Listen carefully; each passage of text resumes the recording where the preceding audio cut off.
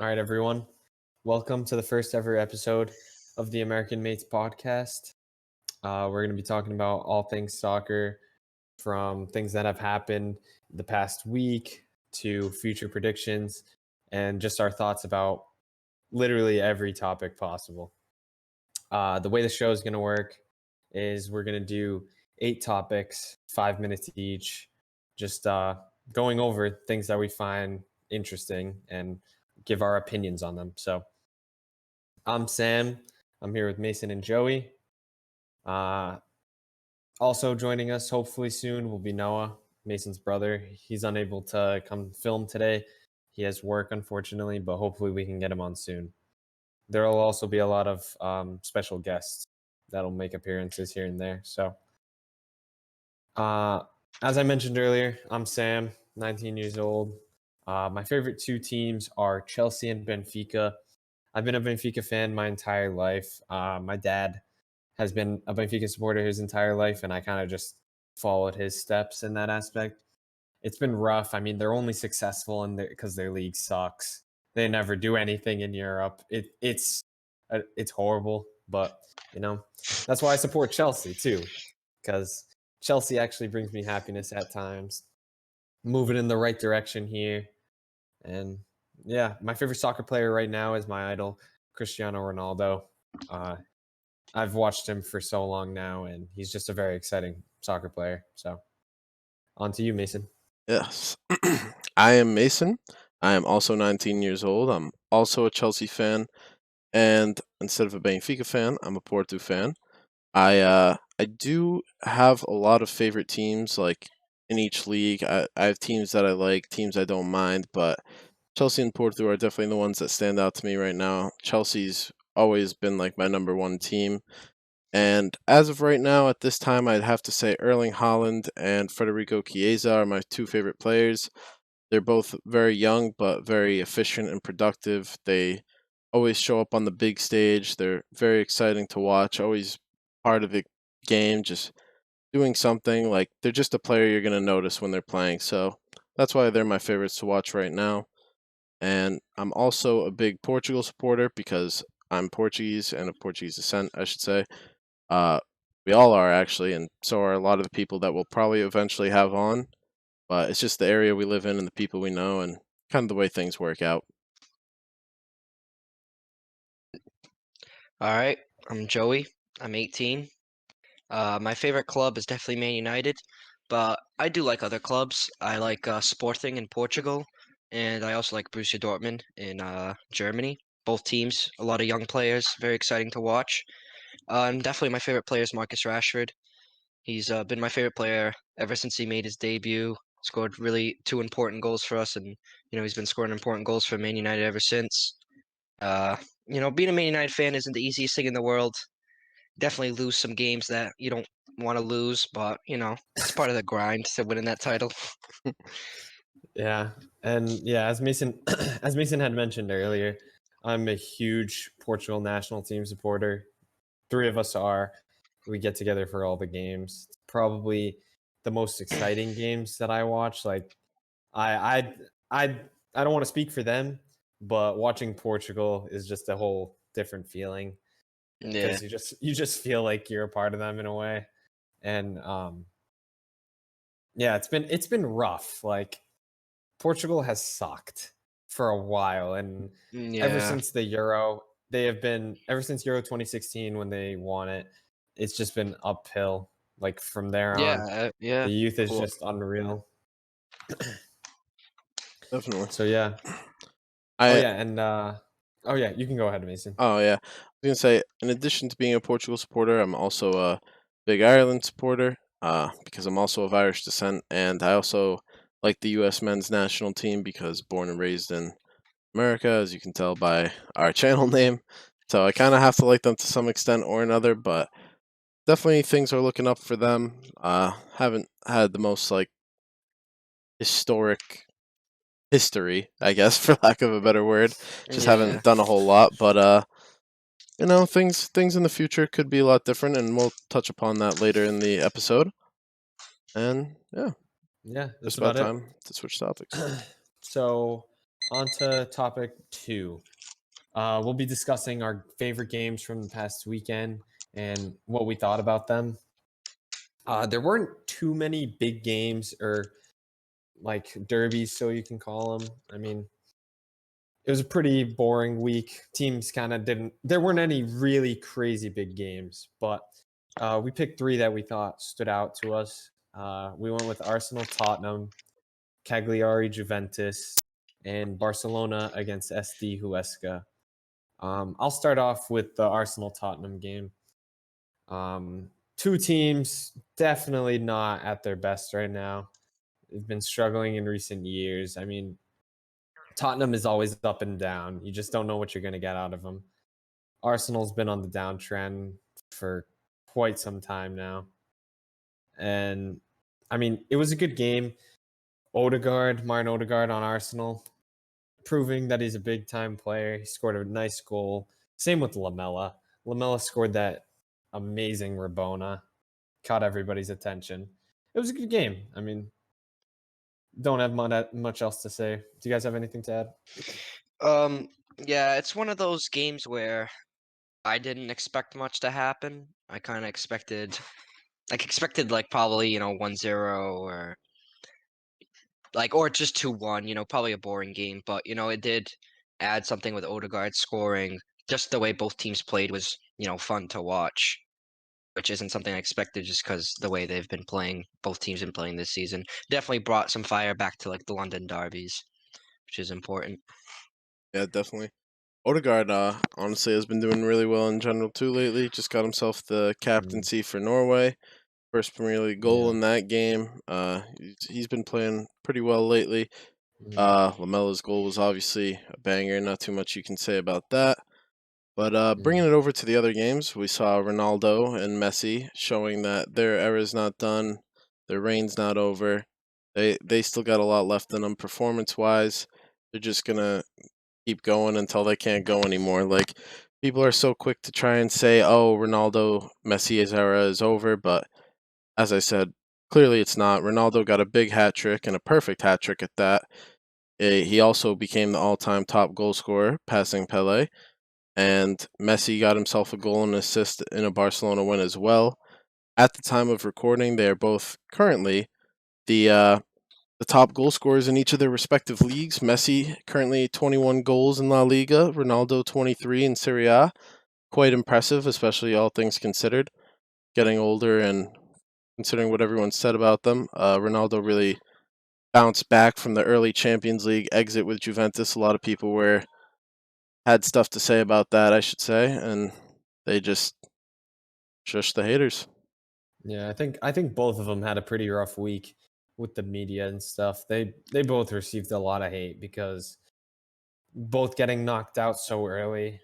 A lot of people just Yeah. like to jump on the train and say that their time's over, and the media loves to put the cameras on Mbappe and Haaland now. So like a lot of people are just trying to jump from Ronaldo, Messi to Haaland, Mbappe, when I think we should just literally just try to enjoy them until the day they retire, because Yeah. I think they still have it. I mean, Yeah, they're still definitely. They performing at a definitely pretty do. high level. I can't wait for the summer. Is there a South American tournament this summer? I I don't. think I Copa can't. America is this summer. Okay, so that's good. I think that's another chance to see them play for their Mhm. national teams. Mm. Obviously, both of them are incredible for their national teams, and they do all this. They don't carry them, but they do a Mhm. lot of work for their respected countries, and I'm excited to see Mhm. both of them. Probably one of their last tournaments for their Yeah, Copa America nations. 2021. It's this summer. It is in Argentina, so I mean, maybe Messi can finally win something for Argentina. That's been a big Yeah, talking point throughout his entire career. Just got one of yeah. those spicy peeps, I think, delivered to me. Ignoring that. Yeah. Back on topic. Another game this week that I just want to briefly touch upon with the 15 seconds left was Wolves Liverpool. Not too much to talk about. Just Diogo Jota scoring against his former club. He's been doing really well for Liverpool this season. Kind of surprised me. Didn't think he'd have much of a role, if I'm being honest, when he first got there. But he's Same been doing here. really good. All right. Yeah. Yeah. All right. On to the third topic. We're just gonna basically tell everybody our predictions for the Champions League games and how we think they're gonna plan out. The 4 games this week, 2 of them today: Man City against Borussia Mönchengladbach and Real Madrid against Atalanta. And then the 2 games tomorrow are Bayern against Lazio and Chelsea against Atletico. and and I personally, let's get into the first game. Man City against Borussia Mönchengladbach. I think Man City cruises past them. I think my honest prediction is 3-1. They've proven that they're playing their best soccer that they've played in recent years. They beat them already in the first leg 2-0. They have 2 away goals. I just don't see Gladbach making a comeback. What are your guys' opinions on that game? Oh, geez, I just lagged a bit, but yeah, Oh. I definitely I could hear what you said. It just came in a little fast, but I Oh. definitely agree. I think Man City are going to get the easy win here. Mönchengladbach are a team that I would think maybe would have had a chance years ago. Not years ago, but like a while ago. Just right now, they're just not in good form at all. I think their last 6 games have all been losses, including their recent one, which was 3-1. They lost to Augsburg. It's a team that's not really even on Man City's level. Like I know that's not necessarily how it translates. Is like, oh, if they can't beat this team, then they can't beat that team. But if they're struggling in games like that at this moment, I really don't see them pulling off something on a stage like this against a team of Man City's caliber. Yeah. Yeah, I think Man City's gonna win, but there's always a chance. Mhm. Mönchengladbach could win, but yeah. All right, on to the second game. Real Madrid against Atalanta.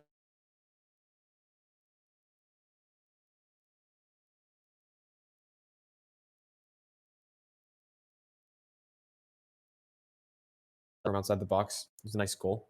Um, I do believe that this game ends 1-1. I think Atalanta might get an early goal and give them life and stuff, but I do think Benzema will save Real Madrid. And he's a very I think he's at this point in his career where he's underrated. Like you don't really Yeah, hear yeah, people yeah. talk about him, but he's constantly scoring and saving games for them and stuff. So that's my prediction. 1-1. What are you guys thoughts on it? I think I think 0-0 possibly, maybe I can't see. I don't know. I think both teams are probably gonna not both, but I think Real Madrid is definitely gonna try to play defensively. They don't have that same creativity they did when they were winning Champions Leagues. I think it ends 0-0. Mhm. I'm gonna say 2-1 in favor of Real. Just keep it short because we still got 2 games Mhm. to get to. Yeah. Yeah. Third game we got Bayern Lazio. I don't have too much to say on this. The first leg ended 4-1 Yeah. Bayern. They got 4 away goals. I don't think Lazio stands a chance.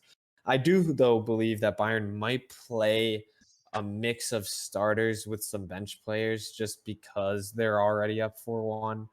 I think this one ends 2-0 even with the bench in. What do you guys think? Yeah, I probably agree. I think they're gonna get an easy win. Probably something like 2 or 3-0. Even if they do play some of like their younger players or some of their bench players, I don't really see Lazio doing much here. Mhm. Yeah, I think even with like a bench team, I think Bayern Munich could easily win. Probably 3-0, 2-0. Yeah, Probably be an easy 100%. game. All right, on to the fourth game. We got Chelsea Atletico. The first leg ended 1-0 in Chelsea's favor. Got that crucial away goal. Giroud saving the day. Um, my honest prediction for this, I think Chelsea, without any bias, I think Chelsea's going to win 2-1. I think Atletico is a very defensive minded team. I think they're going to be forced to attack, and it's going to open up some gaps for Chelsea to score. Definitely. As another Chelsea fan, I kind of agree with that, but I think Atletico could surprise. They got some good players going forward. It's just not really their style of play. So yeah, it might be hard. Yeah, I think Atletico could possibly get a goal, but they would have to work really hard for that goal. Yeah. All right, All right. moving on. On to the next topic. Who do you guys think is going to win the Champions League this year? I can start off. My favorites are PSG and Bayern. I think they're two just super strong teams all around. They got a lot of depth, a lot of big game players. Specifically with Bayern, Lewandowski is on fire right now. He's got a great other 10 guys on the field with him at all times. It's just really good team. They never count them out of any game. They're just been performing really well lately, despite what some people would have you think. They're first in the league. As I said, Lewandowski's probably one of the best players in all of football right now. Could have had a Ballon d'Or last year. Could probably be a contender again this coming year. And Mhm. same goes for PSG. They got a lot of big game players. They were just in the final last year with Bayern. I think they haven't really lost too much talent or anything. I think they could definitely do it again. They got big Yeah. names, big players, and they're always going to perform. And then two teams I think that could surprise are Chelsea. A little bit of bias because I'm a Chelsea fan, but under Thomas Tuchel, they've been playing great, unbeaten, and however many games it even is now, they've been unbeaten against big teams, small teams, all of them. I was surprised that they pulled off the win against Atletico, even though it was kind of like a close game. It was Mhm. still kind of came as a surprise to me. So I think Mhm. to beat a team that well, a team that's that good, I should say, they could definitely go on to keep going. Hopefully, they don't disappoint me, because you never know. Probably, If probably if they tomorrow. lose to Atletico But tomorrow, I'm gonna sound a little dumb, but yeah. Also, Dortmund, I think, could surprise a lot of people, especially with Erling Haaland. He's been playing really great, especially in the Champions League. Always a good team to watch. Very entertaining. They got a lot of great players, and I think they Mhm. could go farther than some people might expect. I think the same thing with Bayern and PSG. I think both teams are going to they could make run to the final again, but I don't think Bayern necessarily would win again. I think PSG have what it takes to beat them, but I also think Bayern can also beat PSG. Um, Also, I think Liverpool could make it pretty far, even making it to the final, just because they've been doing really good in the Champions League so far this season. Uh, and I could also see Chelsea and Borussia Dortmund, making it far, especially because as the draw lines up, there could be good teams playing other good teams, and it just makes it, you don't have to play as harder teams when the better teams get knocked out in the early rounds. Mhm. Yeah, I mean, for me, it's the clear favorite. It's Bayern Munich. I think they didn't really lose much from last year's winning squad.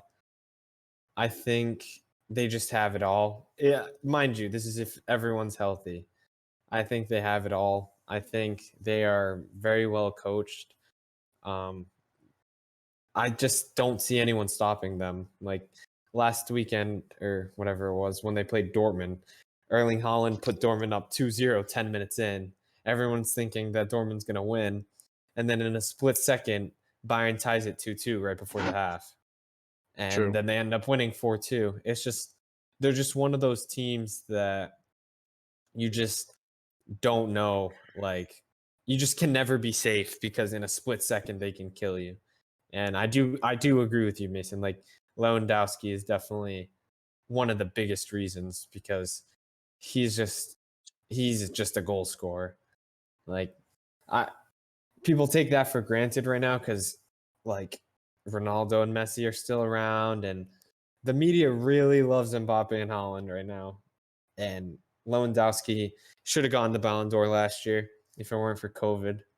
And still feel bad for that because Yeah, he definitely. really deserved it. He had an incredible season.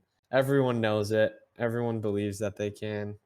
But and then I do think Chelsea stands a chance. I mean, hopefully they don't disappoint me tomorrow.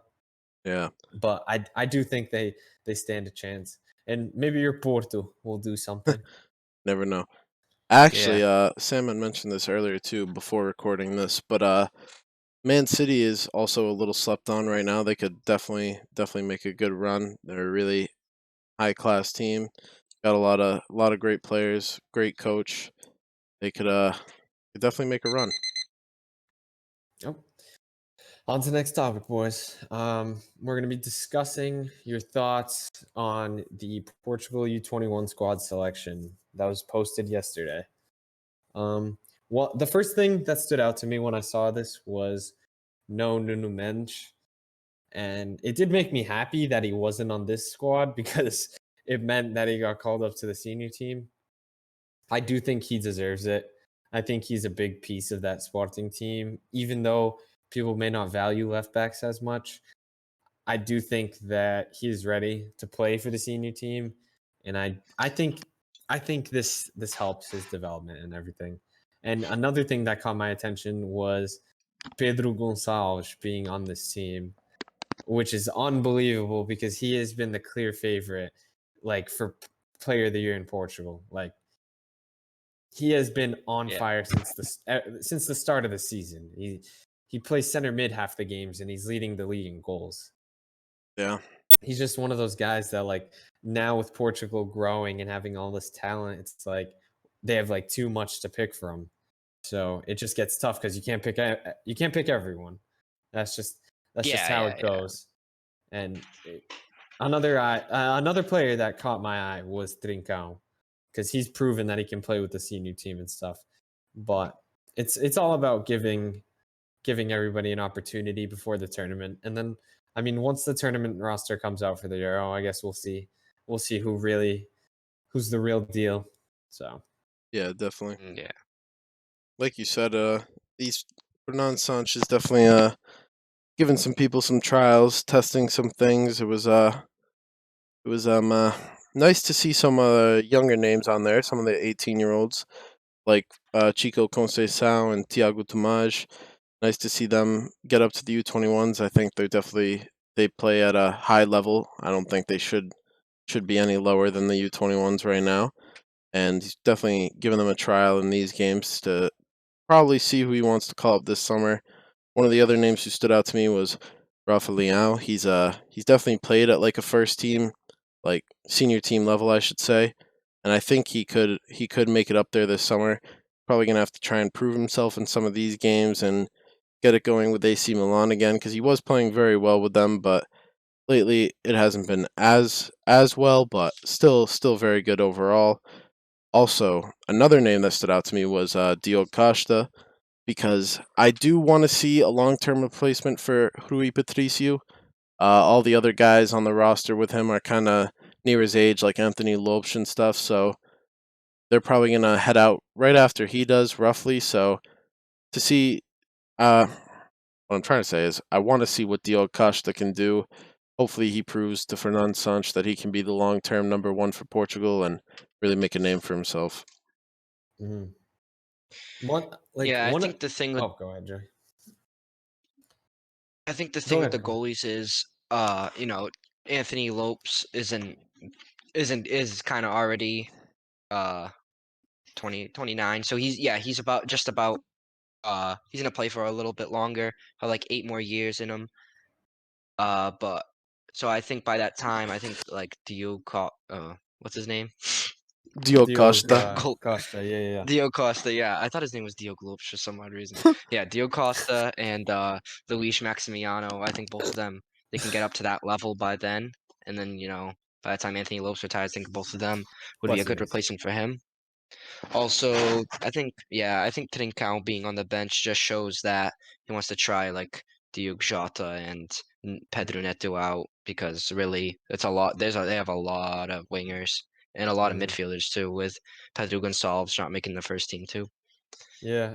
Something that just caught my attention as I was looking at the roster: no Fabio Silva on the U21s. Yeah. I just thought of that, and that I kind of didn't even notice surprises that. me in a way. Is he usually called up to the U21s, or is he just still on like the I U18s? don't know, but the fact that Francisco Conceição and Tiago Tomás got called up before him and stuff, like he's older than them. He's 18. He's 19, I think. I think he's 19 right now. But yeah, that caught my eye, honestly. I think he's pretty good. I think he could develop there. Yeah, he's no Diogo Praiosh, but he's actually 18 as well. He's going to be turning 19 this summer. He played Portugal's U19s, so. Oh, On to the next topic. We're gonna be just talking about our thoughts on the Portugal national team selection for the senior team, of course, for this upcoming international break. So the goalies: Anthony Lopes, Rui Patricio, Rui Silva. Let's hear your thoughts on that. No surprises there. Kind of just what you expect to see. Rui's been great. Good to see he got selected even after that injury in yesterday's game. I wasn't sure if it was yesterday. I kind of got tripped up, but good to Yeah. see him back in the squad. Not many surprises there. 3 guys I expected to see. hmm Yeah, there's not much to go over about the goalies. That's probably our weakest Yeah. point.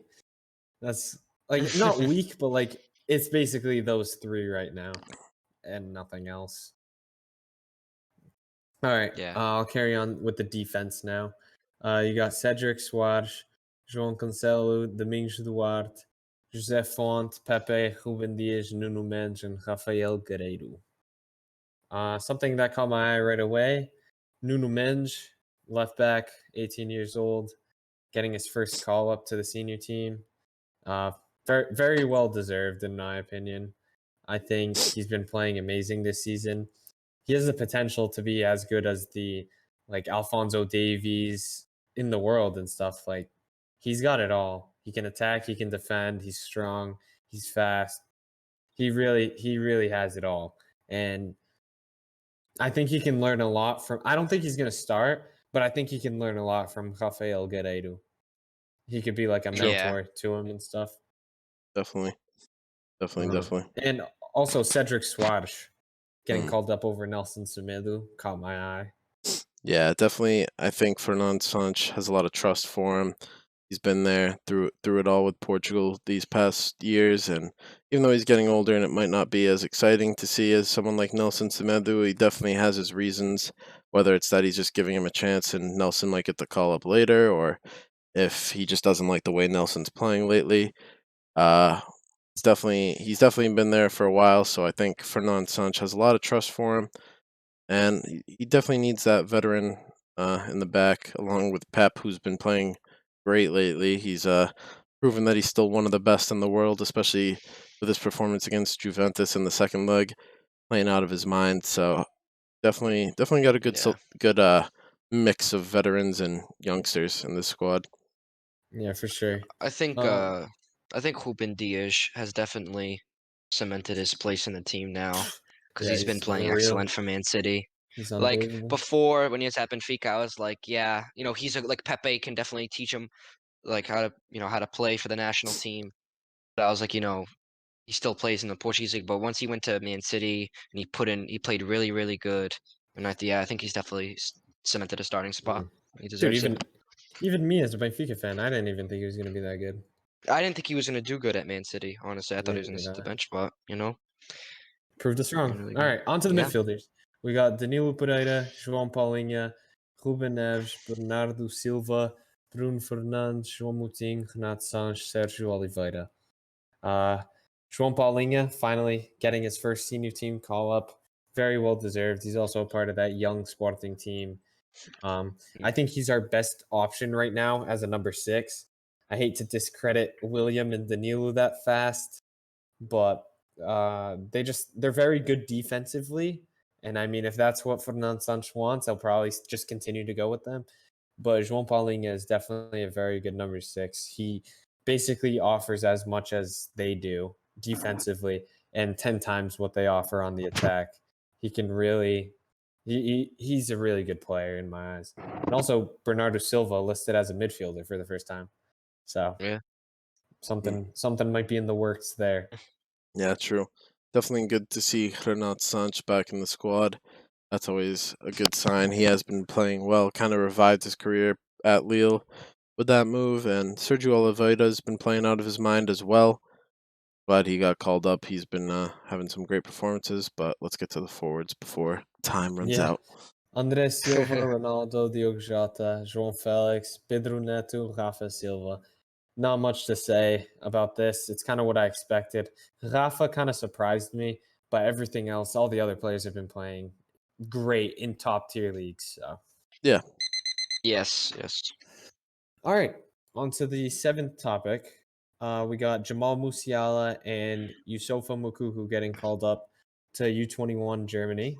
That's Joey's guy right there. Joey, you can start off.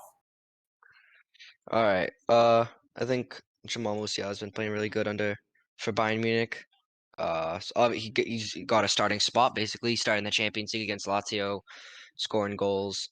I'm surprised that he got called up for U21. I'm surprised he just didn't call up for the first team, but he is young. I think the coach doesn't want to rush it too much, which is important because if you throw them right in games, get injured or they lose their confidence, and that's how they start, playing bad. Same thing. I think differently with Yusufa Moukoko. I think he deserved to play for the U21s because I think he has way less game experience than Jamal Musiala. So I think, I think the U21s was a good fit for him. Mm. It's excited to see him play. I mean, I do think Jamal Musiala made the right decision. I think he has much more of an opportunity for Germany than England. England is just Yeah. like Germany's more about the future in the next coming years, where like the future is now for England. Like all those, their Yeah, future is definitely. basically all in their prime right now already, or close to their prime. Getting there.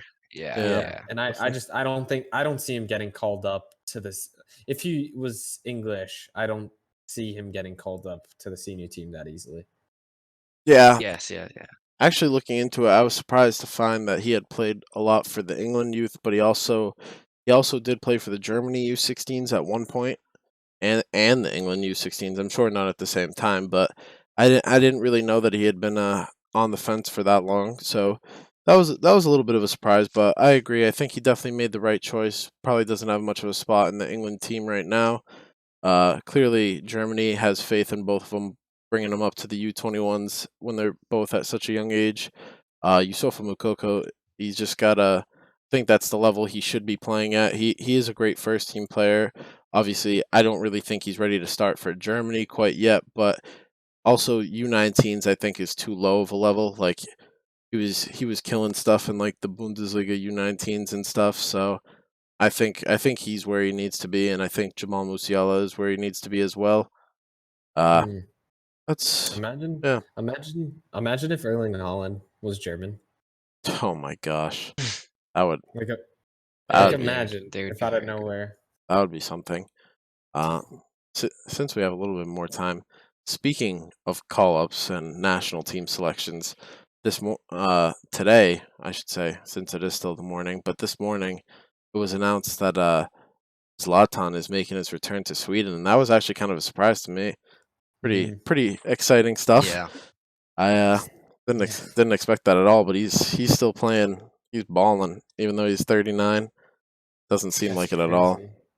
It's crazy. I don't even understand how he's still playing. Neither do I, to be honest. Yeah, it's crazy. I think he's like the only player that I've ever seen come to the MLS, dominate, like he says it sucks, and then he goes back and dominates again. Dude, that was insane. The days were when him and Carlos Vela were going at it for El Trafico. Oh my gosh, that was classic. Dude, Yeah. Zlatan getting subbed in on his debut and then scoring that goal from like 50 yards out or whatever it was. With off the shirt. Rips Oh off my his gosh. shirt. That was good. What didn't that end up getting like goal of the season for the MLS that year? Probably. I don't think see so. anything else beating it. Yeah, that was nasty.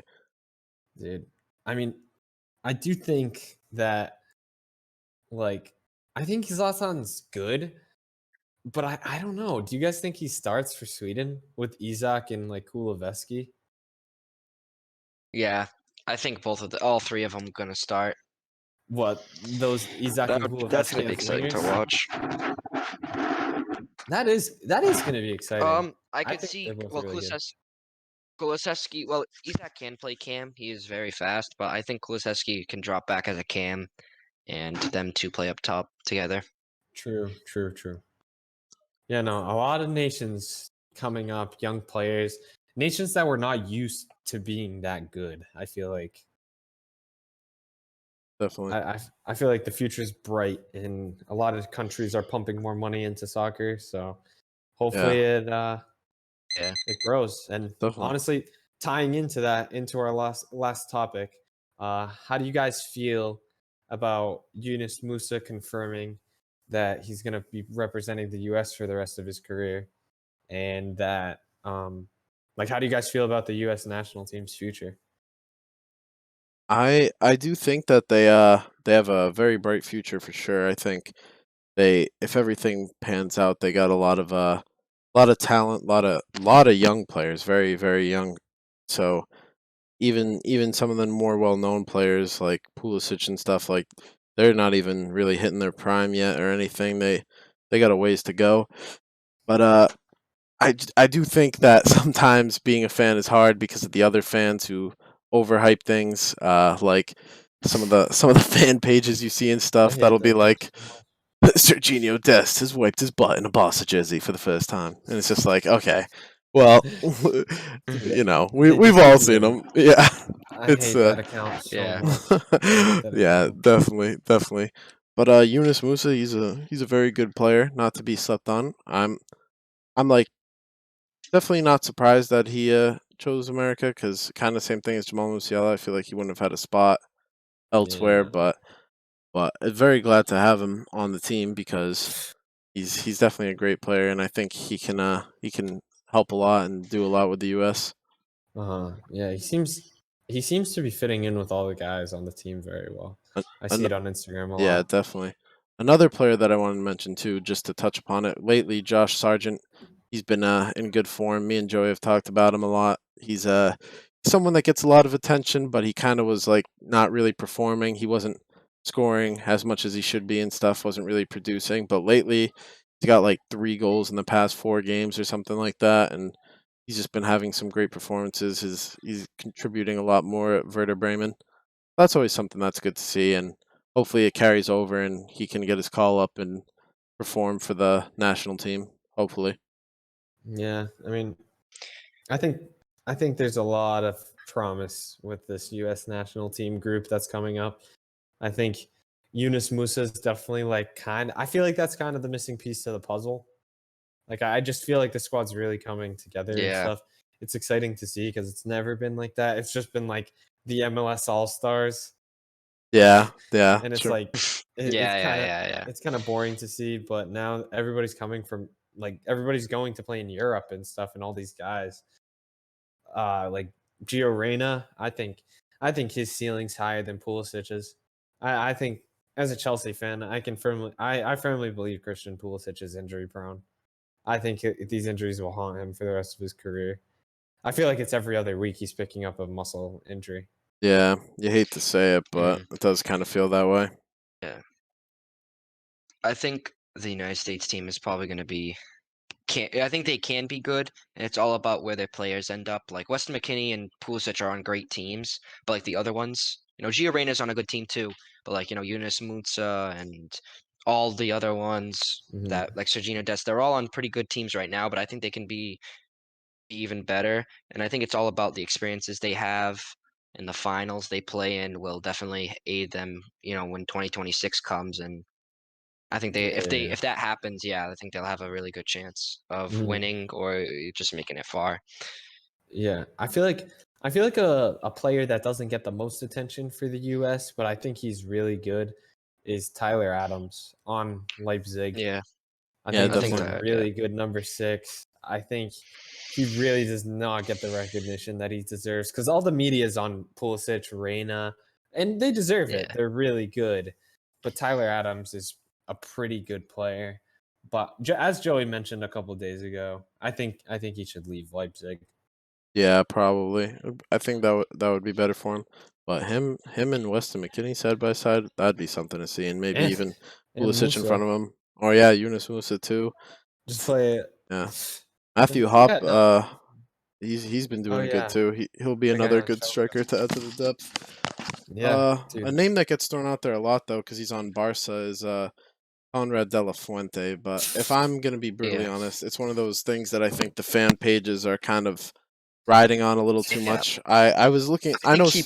I know stats aren't everything, but just to like double check before I said anything today, I looked at his stats and I just feel like he just hasn't been doing a whole lot of anything so far. Not saying he can't. he's got a ceiling and stuff, and like it's good that he's on Mhm. Barca, but he hasn't really proved anything to me yet. Yeah. No, I agree with Yeah. everything. All right, guys. So this concludes the first episode of the American Mates Soccer Podcast. Thank you all for watching. Make sure you subscribe and turn on your notifications to get notifications for future Yeah. episodes. All right. Later, guys.